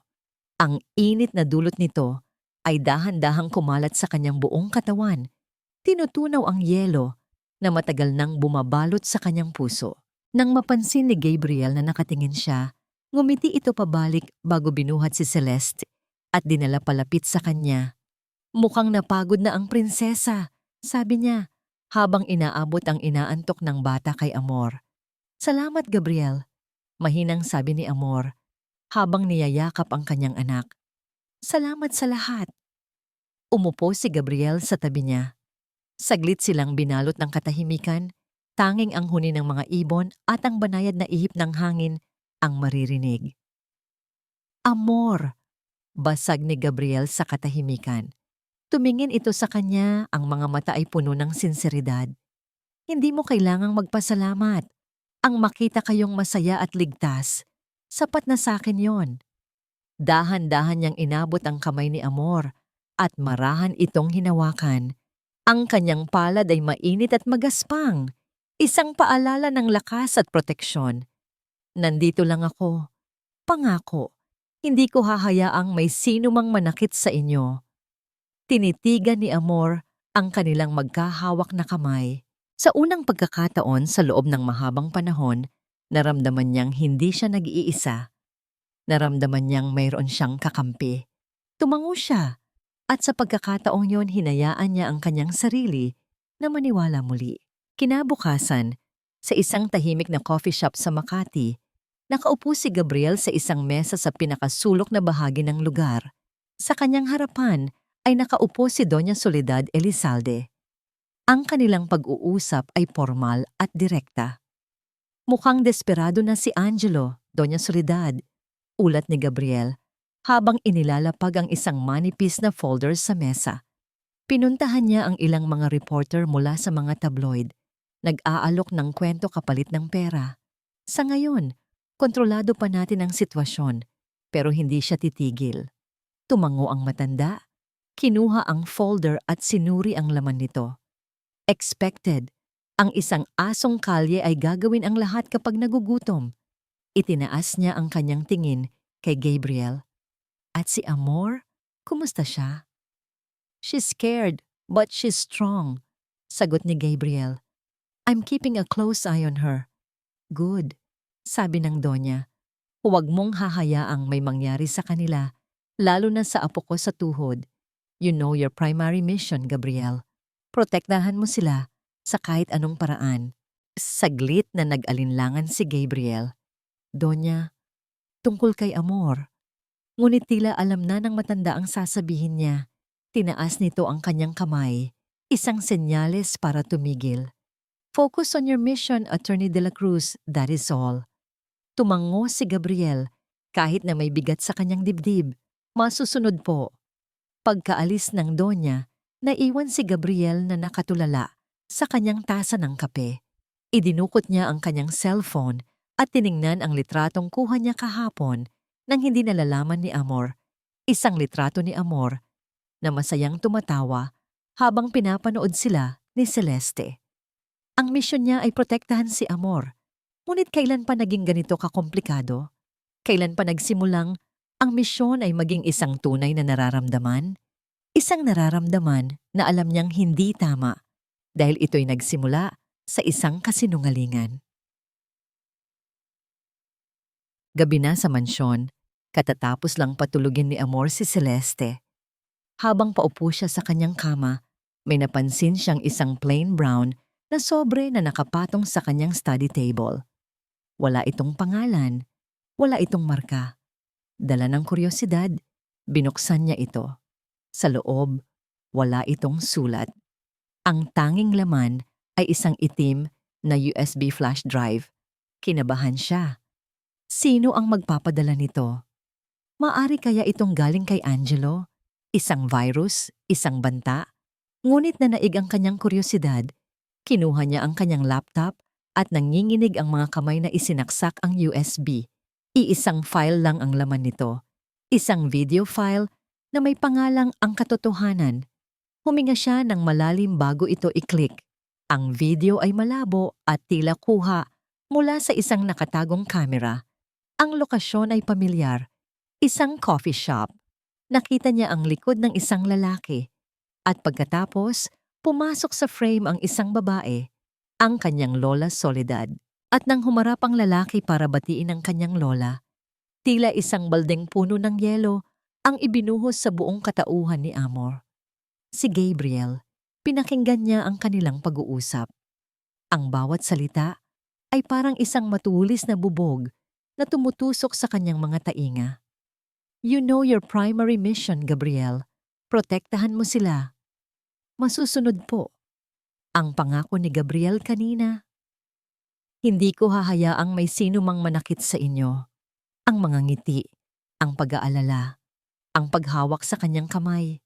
Lahat ay isang utos. Lahat ay isang trabaho. Lahat ay isang malaking kasinungalingan. Nabitiwan niya ang laptop. Bumagsak ito sa malambot na carpet sa sahig. Ngunit ang tunog nito ay parang isang malakas na pagsabog sa loob ng kanyang isipan. Ang init na kanyang naramdaman kanina ay biglang naglaho, napalitan ng isang nanunuot na lamig na mas masahol pa sa lamig na naramdaman niya sa loob ng delivery room 1 taon na ang nakalipas. Dati, ang nanakit sa kanya ay isang kaaway. Ngayon, ang mga taong pinagkakatiwalaan niya, ang sarili niyang lola na naging kanyang gabay, at ang lalaking nagsimulang maging kanyang sandalan ay pareho lang pala. Mga manlilin lang, mga manloloko. Pinagtaksilan siya. Muli, tumingin siya sa salamin. Ang nakita niya ay hindi na ang reyna ng Elizalde Jewels. Nakita niya muli ang babaeng tanga, ang babaeng nagtiwala, ang babaeng iniwan at pinaglaruan. Ang mga luhang akala niya ay natuyo na, ay muling bumalong sa kanyang mga mata. Ngunit sa pagkakataong ito, hindi ito mga luha ng kalungkutan. Ito ay mga luha ng purong galit at pagkasuklam. Hindi natulog si Amor ng gabing iyon. Nakaupo lang siya sa dilim ng kanyang silid habang ang video ng pag-uusap ni Gabriel at ng kanyang lola ay paulit-ulit na nagpe-play sa kanyang isipan. Bawat salita ay isang saksak sa kanyang likod. Ang pakiramdam ng pagtataksil ay mas masakit, mas malalim, at mas mapait kaysa sa una. Dahil sa pagkakataong ito, pinili niyang magtiwala. Hinayaan niyang bumukas muli ang isang maliit na siwang sa kanyang puso para lamang isara ito ng marahas at mas masakit pa kaysa dati. Kinabukasan, pumasok siya sa opisina na tila isang kaluluwang paggalagala. Ang kanyang mukha ay walang emosyon, ang kanyang mga mata ay malamig na parang yelo. Ang unang bumati sa kanya ay ang masayang text message mula kay Gabriel. Good morning, Amor. Hope you have a great day. Coffee later? Tinitigan niya ang mensahe. Ang dating nagbibigay sa kanya ng kilig ay ngayon nagbibigay na ng pagkasuklam. Hindi siya nag-reply. Sa halip, tinawagan niya ito. Gabriel, sagot nito mula sa kabilang linya. Ang boses ay masaya. Napatawag ka? I was just about to. Pumunta ka sa opisina ko. Ngayon din, utos ni Amor. Ang boses ay walang kabuhay-buhay bago ibaba ang tawag. Ilang minuto lang, bumukas ang pinto ng kanyang opisina. Pumasok si Gabriel na may ngiti sa labi. May dalang isang tasa ng kape. "Your favorite," sabi niya. "I know how stressed you are lately, so I thought..." Hindi niya natapos ang sasabihin. Mula sa kanyang mesa, kinuha ni Amor ang itim na USB at ibinato ito sa dibdib ni Gabriel. Tumalsik ang kapeng hawak nito. Kumalat ang mainit na likido sa sahig na parang dugo. "Ano to?" Naguguluhang tanong ni Gabriel. "Huwag mo akong tawaging Amor," sabi niya. Ang bawat salita ay puno ng lason. Tumingin siya sa mga mata nito. Mga matang minsan niyang pinagkatiwalaan. "Magkano ang bayad sa'yo? Magkano ang bayad ng lola ko para magpanggap na may pakialam ka sa'kin? Para maging aso-asong tagabantay ko?" Biglang namutla si Gabriel. "Amor, let me explain." "Explain what?" Tumawa si Amor nang walang saya. Na lahat ng ito ay isang trabaho lang? Na ang bawat pag-aalala, ang bawat pangako, ay bahagi lang ng primary mission mo? Isa ka lang din ba sa kanila, Gabriel? Isang tauhan? Isang bayaran? "Hindi totoo yan," giit ni Gabriel. Lumapit sa kanya. "Oh, nagsimula yon bilang isang utos. Pero, umalis ka," sabi ni Amor. Tumalikod sa kanya. "Get out of my office. Get out of my life. Tapos na ang mission mo, Attorney De La Cruz. You're fired." Naiwang nakatayo si Gabriel, hindi makapagsalita. Alam niyang anumang sabihin niya ay hindi na paniniwalaan. Walang salitang lumabas sa kanyang bibig. Dahan-ahan siyang tumalikod at lumabas ng opisina. Isinara ang pinto sa likuran niya. Kasabay ng pagsara ng pinto, nagsimulang magring ang telepono ni Amor. Sunod-sunod, walang tigil, mula sa kanyang sekretarya, sa legal department, sa public relations team. "Ma'am Amor, buksan niyo po ang TV." Nanginginig na, sabi ng kanyang sekretarya na si Liza mula sa intercom. Kinuha ni Amor ang remote at binuksan ang malaking flat screen sa pader ng kanyang opisina. At doon, sa lahat ng news channel, naroon ang kanyang muka. Amor Reyes, ang tagapagmanang iniwan ang sariling anak. Madilim na sikreto ng pamilyang Elizalde na bulgar. Negosyante o pabayang ina, ang totoong kwento sa likod ng mga hiyas.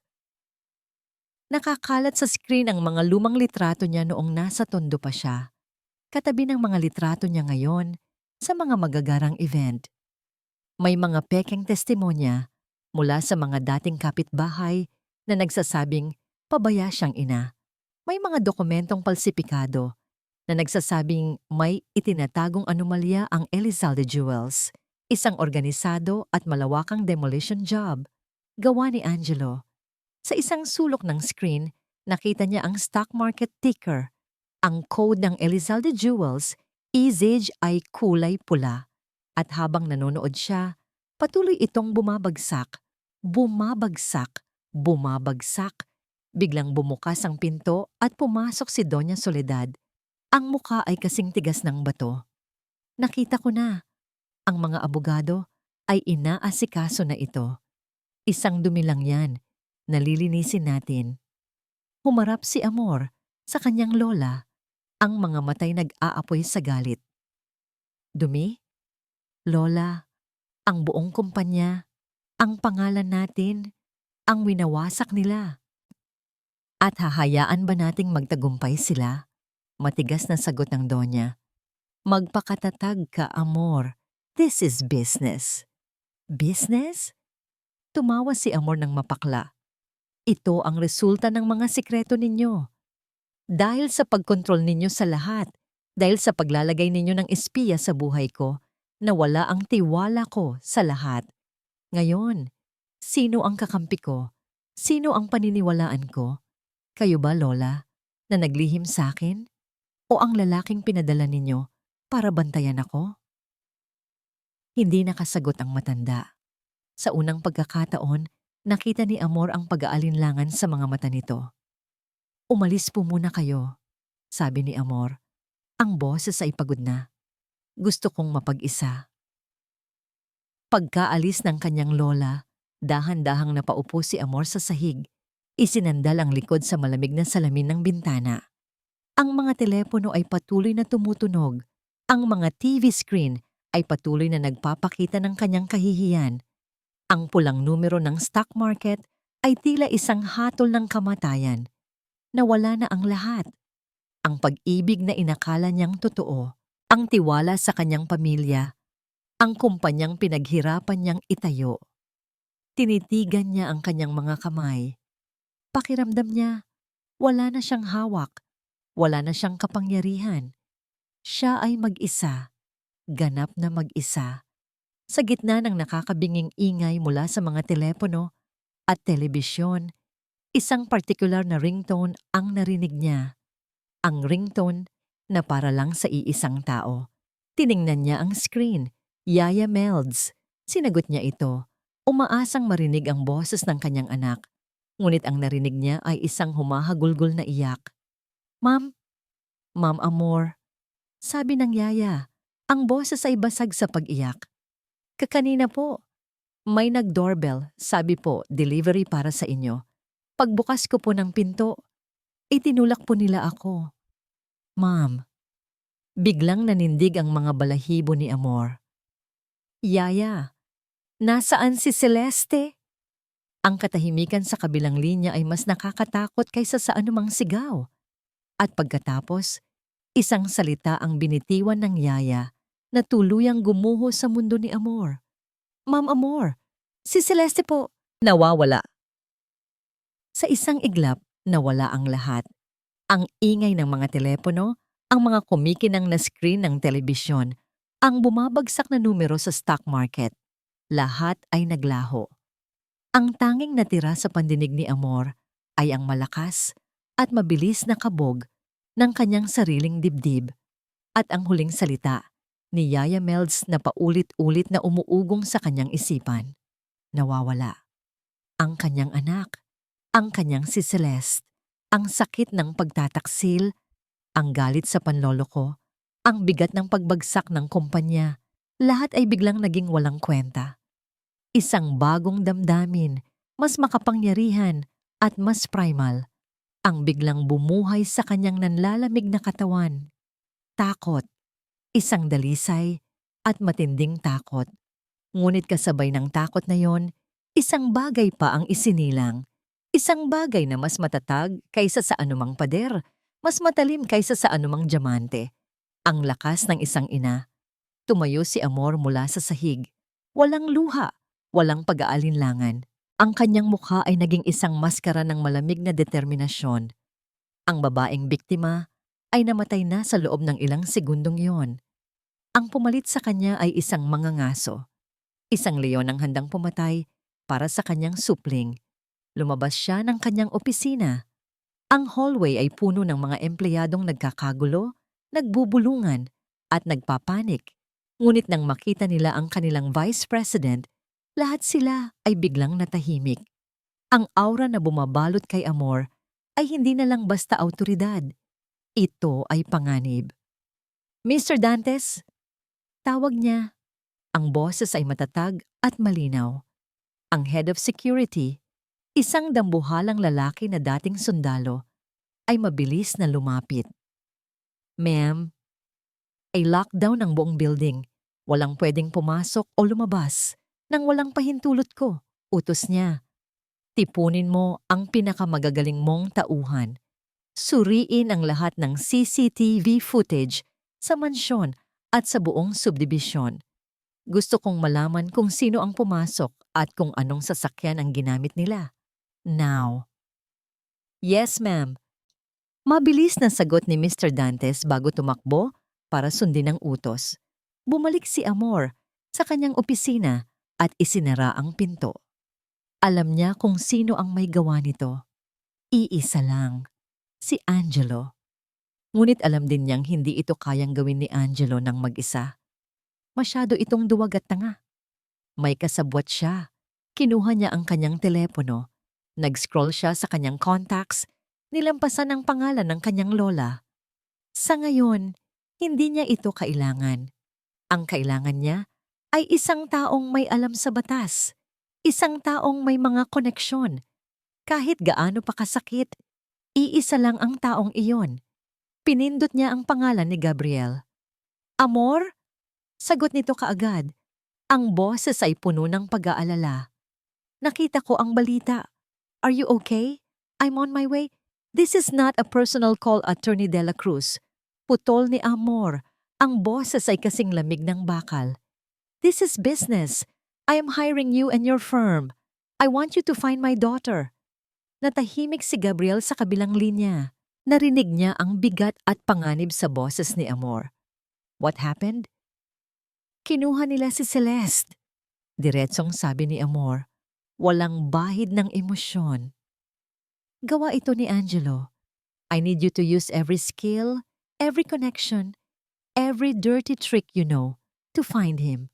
Walang budget limit. Do whatever it takes. Naiintindihan mo ba ako? I understand. Mabilis na sagot ni Gabriel. Ang kanyang tono ay naging seryoso at profesional na rin. I'm on it. I-text mo sa akin ang lahat ng detalye. Magpadala ako ng team sa mansyon nyo. Amor, mag-iingat ka. Ibinaba ni Amor ang tawag. Bago pa man niya marinig ang huling sinabi nito, hindi niya kailangan ng pag-aalala. Ang kailangan niya ay resulta.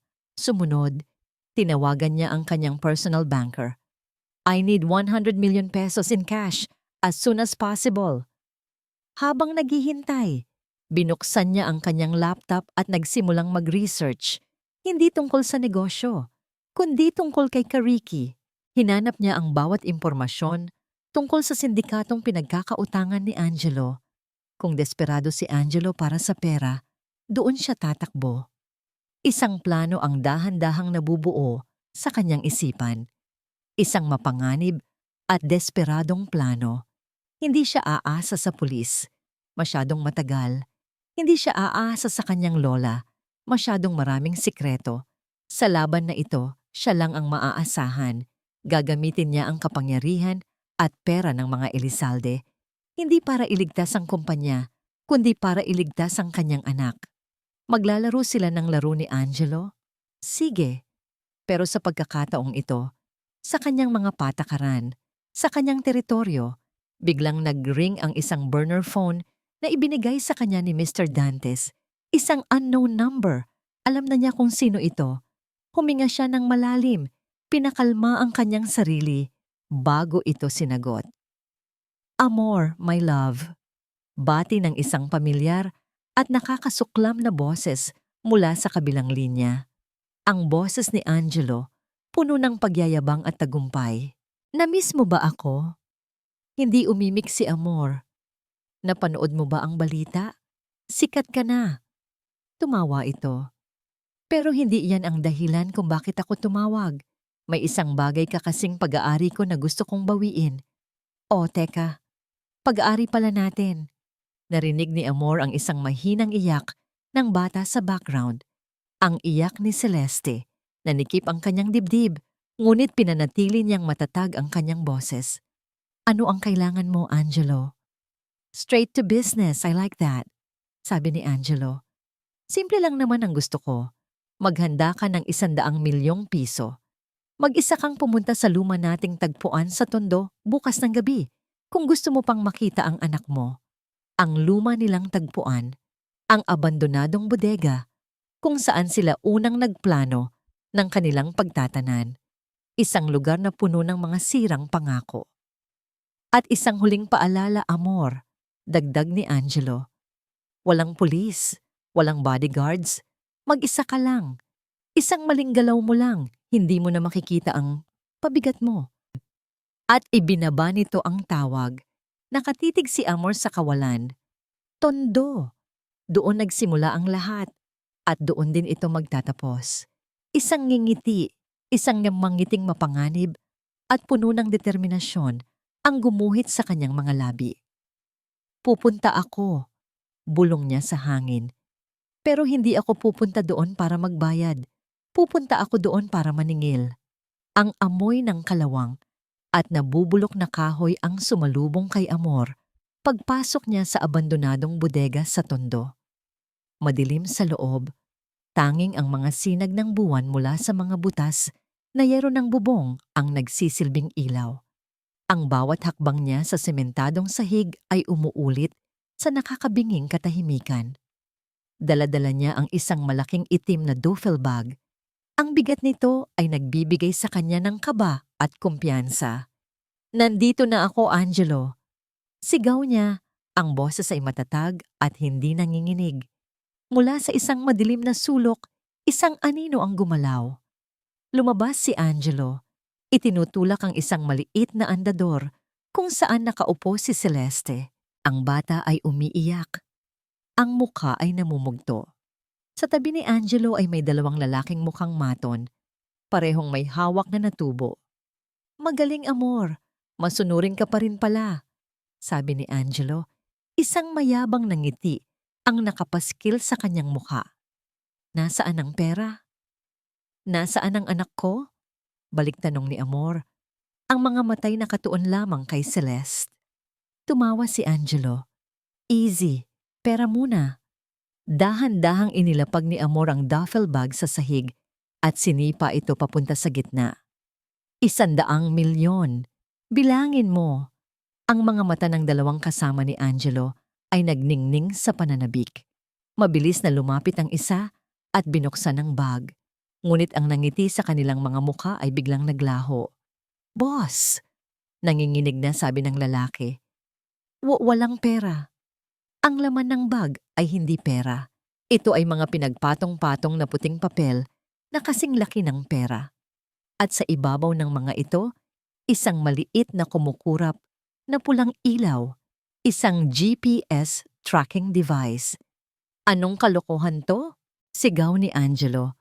Ang mukha'y namumula sa galit. "Akala mo ba talaga ganun ako katanga, Angelo?" Sabi ni Amor. Isang malamig na ngiti ang sumilay sa kanyang mga labi. "Akala mo ba hahayaan kong makuha mo ang kahit isang sentimo mula sa akin?" Kasabay ng kanyang mga salita, malakas na bumukas ang mga malalaking pinto ng bodega. Sunod-sunod na mga anino ang pumasok. Mga armadong pulis, naka-full gear. Ang mga laser sight ng kanilang mga baril ay nakatutok lahat kay Angelo at sa kanyang mga kasama. "Pulis! Bitiwan niyo ang mga armas niyo!" Sigaw ng hepe ng pulisya. Ngunit bago pa man makagalaw ang mga pulis, isa pang sorpresa ang dumating. Mula sa likurang bahagi ng bodega, isa pang grupo ang lumabas. Mas marami sila, mas mukhang delikado, at hindi sila pulis. Sa gitna nila ay isang lalaking nasa edad 40, may peklat sa muka at may gintong yaman ng ngipin. "Angelo. Angelo. Angelo," sabi ng lalaki habang pumapalakpak ng marahan. "Akala mo ba matatakasan mo ako?" Nanlaki ang mga mata ni Angelo. "Kakariki?" Si Kariki. Ang lahat ay bahagi ng plano ni Amor. Ginamit niya ang impormasyong nakalap niya para iparating kay Kariki kung saan makikita ang pinakamalaking utangero nito, kasama ang 100 milyong piso. "Sabi ko na sa'yo, kaluluwa mo ang kukunin ko," sabi ni Kariki. Ang mga matay nag-aapoy sa galit. Tumingin ito sa mga pulis. "Huwag kayong makialam dito. Away namin to." Nagsimula ang isang malaking kaguluhan. Ang bodega ay naging isang battlefield. Nagpalitan ng putok ang mga pulis at ang mga tauhan ni Kariki. Ang dalawang kasama ni Angelo ay mabilis na napatumba. Sa gitna ng kaguluhan, isang tao lang ang tinutugis ng lahat, si Angelo. Natataranta, binitawan ni Angelo ang andador at sinubukang tumakbo. Ngunit hinarang siya ng mga tauhan ni Kariki. Sinuntok siya, sinipa, kinaladkad pabalik sa gitna.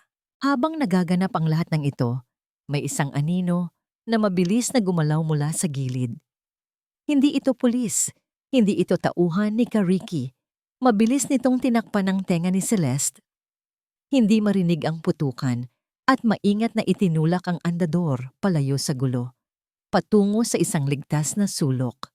Si Gabriel, nakita siya ni Amor. Nagtama ang kanilang mga mata sa gitna ng kaguluhan. Isang tingin ng pasasalamat at pag-unawa ang namagitan sa kanila bago muling ibinaling ni Amor ang kanyang atensyon sa eksena. "Tulungan niyo ko!" Nagmamakaawang sigaw ni Angelo sa mga pulis habang ginugulpi siya ni Kariki. Ngunit ang mga pulis, sa utos ng kanilang hepe na nakatanggap ng donasyon mula sa Elizalde Jewels, ay nagbingi-bingihan. Huli na nang umawat sila. Si Angelo at si Kariki, kasama ang lahat ng kanilang mga tauhan, ay pare-parehong pinosasan. Duguan at halos hindi na makalakad, dumaan si Angelo sa harap ni Amor habang ginagabayan siya ng pulis. Tumingin ito sa kanya, ang mga matay puno ng sukdulan na galit at pagkatalo. "Akala mo ba tapos na to?" sabi niya, habang may tumutulong dugo mula sa kanyang bibig. "Akala mo ba mahal ka talaga ni Gabriel? Ha? Utusan lang siya ng lola mo. Ginamit ka lang nila." Tumigil si Gabriel, na buhat-buhat na ngayon si Celeste, ilang hakbang mula sa likuran ni Amor. Ang kanyang mukha ay nagbago. Hindi sumagot si Amor. Tinitigan niya lang si Angelo hanggang sa tuluyan na itong isakay sa police car. Ang huling nakita niya ay ang mukha ng isang lalaking nawalan ng lahat dahil sa sarili niyang kasakiman. Pagkaalis ng mga pulis, katahimikan ang muling bumalot sa bodega. Tanging ang yak na lang ni Celeste ang maririnig. Lumapit si Gabriel at maingat na iniabot ang bata sa mga braso ni Amor. Niyakap ni Amor ang kanyang anak ng mahigpit na para bang hindi na niya ito bibitawan pa. Hinalikan niya ang bawat sulok ng mukha nito, nilalasap ang pakiramdam na ligtas na itong muli. Nang tumahan na si Celeste, itinaas niya ang kanyang tingin kay Gabriel. Ang galit na naramdaman niya para dito ay nawala na. Napalitan ng isang bagay na mas komplikado. Iniligtas nito ang kanyang anak. Pero ang mga salita ni Angelo, "Totoo ba yun, Gabriel?" tanong niya. Ang boses ay mahina. Hindi nakasagot kaagad si Gabriel. Ang kanyang katahimikan ay isang malakas na kumpirmasyon. At sa sandaling iyon, alam ni Amor na bagamat tapos na ang isang laban, may isa pang digmaan na kailangan niyang harapin. Ang digmaan sa loob ng kanyang sariling pamilya at sa loob ng kanyang sariling puso. Ang katahimikan sa loob ng mansyon ng mga Elizalde ay mas mabigat kaysa sa anumang sigaw.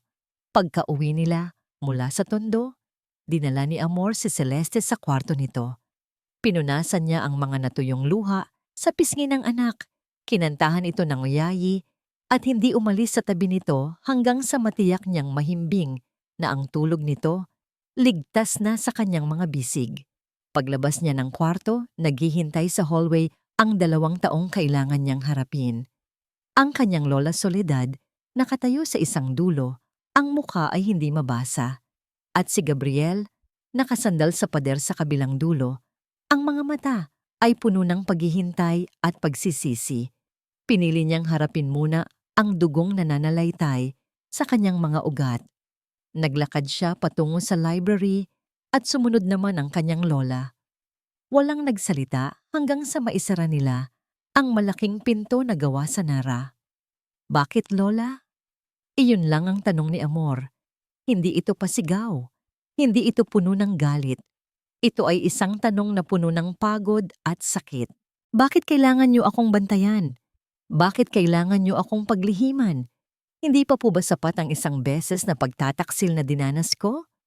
Tumingin si Doña Soledad sa malaking portrait na nakasabit sa pader. Ang portrait ng kanyang nag-iisang anak, ang yumaong ina ni Amor. Sa unang pagkakataon, nakita ni Amor ang mga balikat ng kanyang lola na bahagyang nanghina. "Dahil natakot ako, Amor," mahinang sabi ng matanda.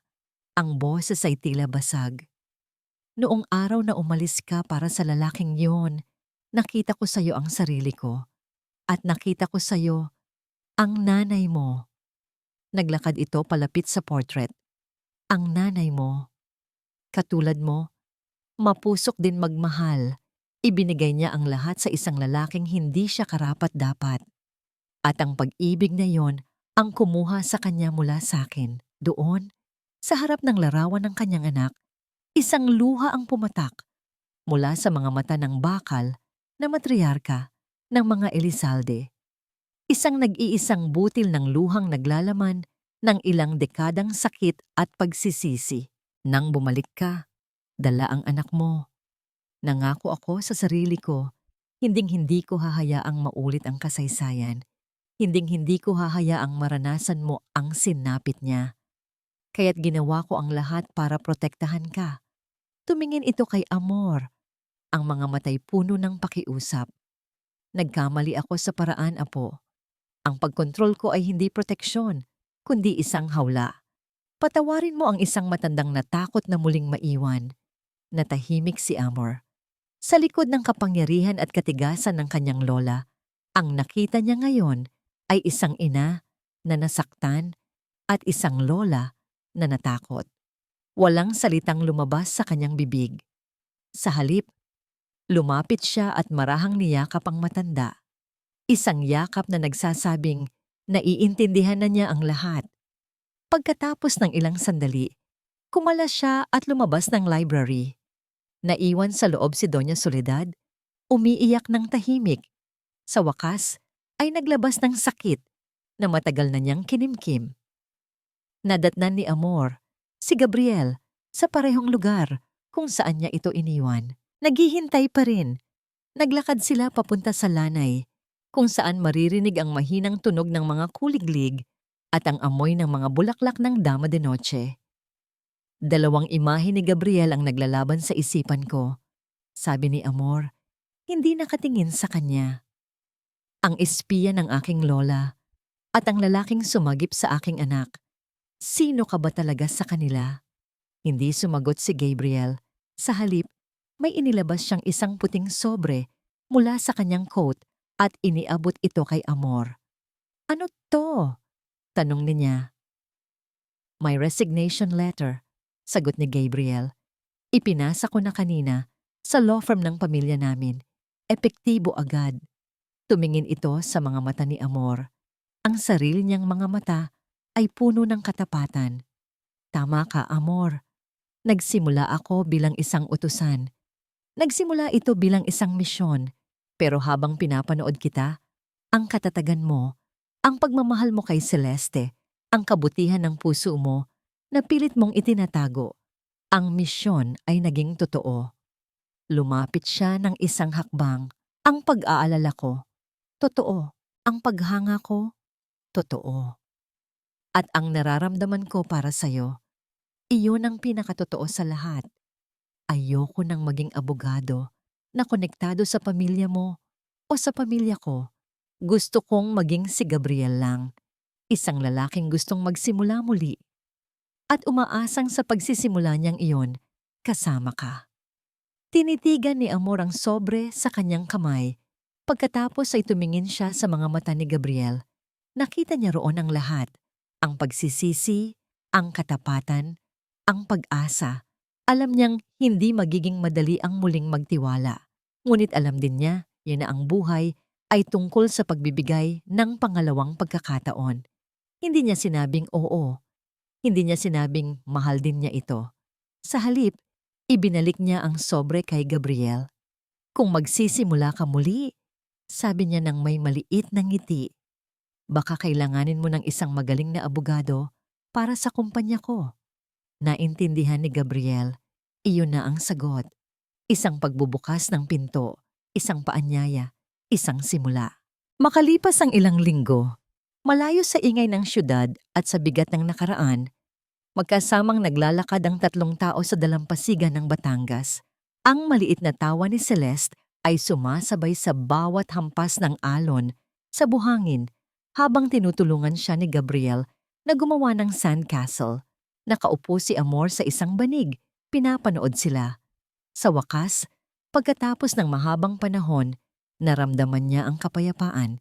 Ang bigat sa kanyang dibdib ay nawala na. Ang mga pader na itinayo niya sa paligid ng kanyang puso ay dahan-dahan nang gumuho.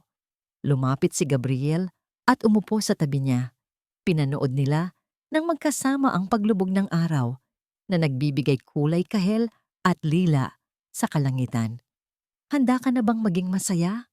Mahinang tanong ni Gabriel, hindi inaalis ang tingin sa papalubog na araw. Tumingin si Amor sa kanya, pagkatapos ay kay Celeste na masayang naglalaro. At sa unang pagkakataon, isang tunay, dalisay, at walang pag-aalinlangang ngiti ang sumilay sa kanyang mga labi. Makalipas ang 3 taon, ang conference room ng Elizalde Jewels ay puno ng mga seryosong mukha ng board of directors. Sa dulo ng mahabang mesa, nakatayo ang kanilang presidente at CEO, si Amor Reyes.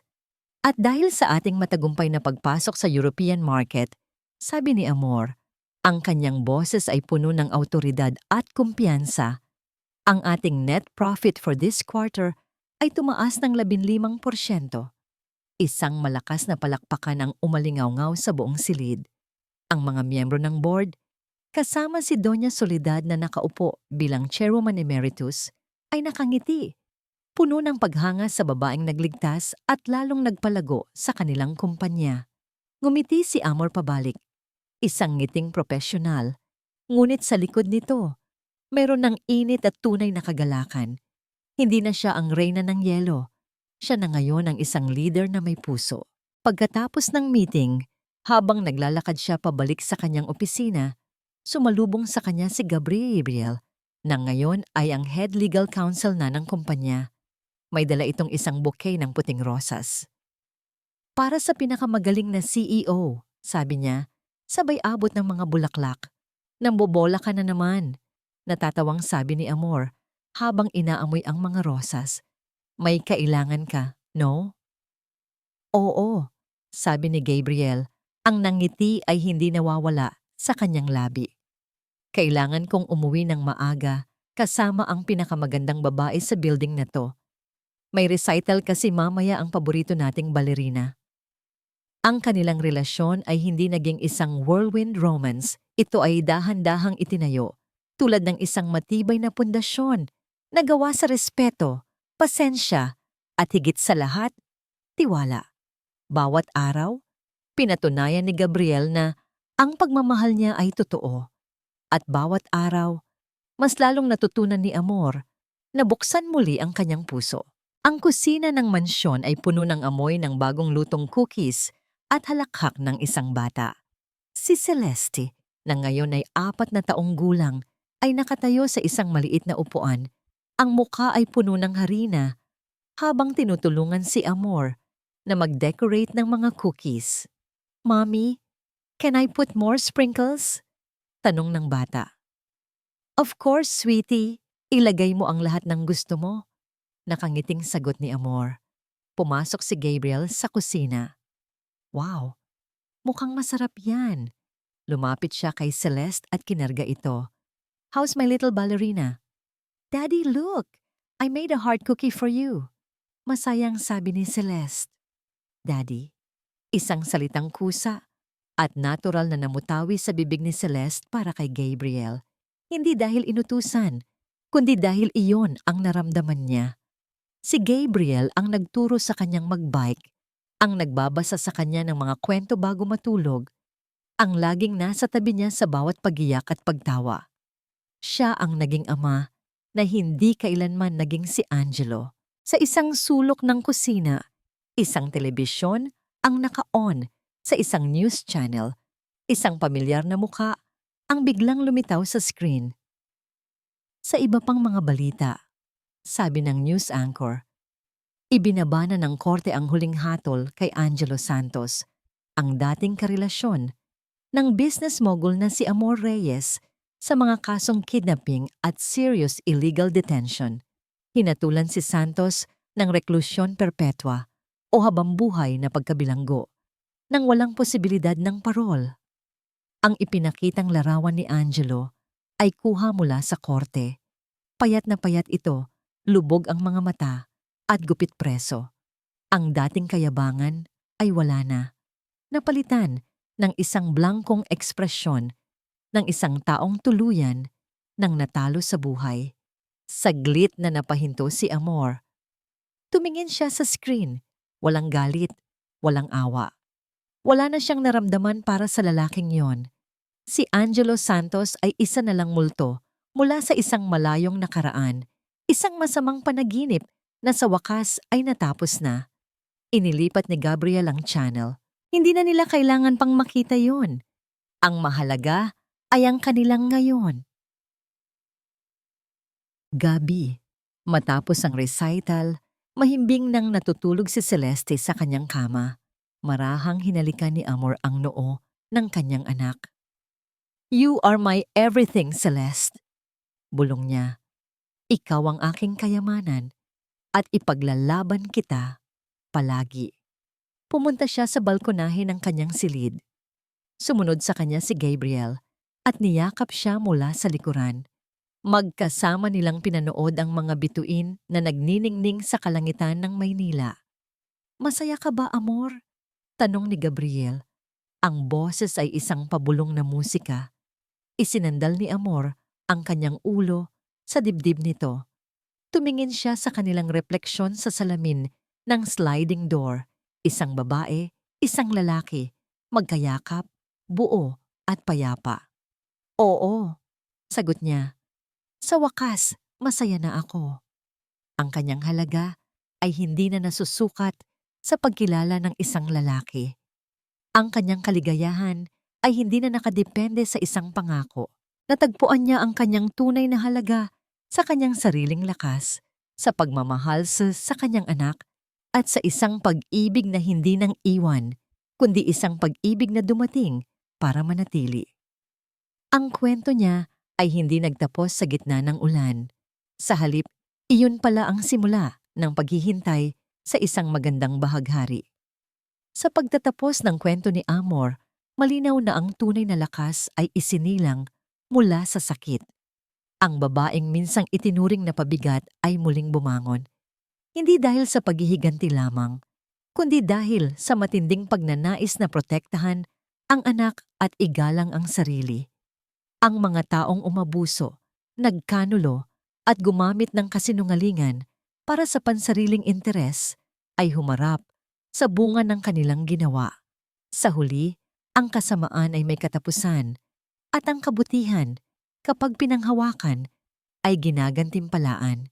Hindi nagwagi si Amor dahil sa yaman o kapangyarihan, kundi dahil pinili niyang maging malaya, matatag at tapat sa kung sino siya bilang ina at bilang babae. Sa piling ni Gabriel, natutunan niyang ang tunay na pag-ibig ay hindi pangako lang, kundi paninindigan sa gitna ng unos. Ngayon, nais kong itanong sa inyo, kung kayo ang nasa kalagayan ni Amor, pipiliin niyo ba ang bumangon at magsimula muli para sa inyong anak? At sa mga patuloy na nakikinig, kumusta kayo ngayon? Sana ay ligtas kayo at may lakas sa bawat araw. Maraming salamat sa pakikinig hanggang dulo. Ibahagi ninyo ang saloobin ninyo sa comments. Mahalaga ang boses ninyo at nandito lang ako, handang makinig at umunawa.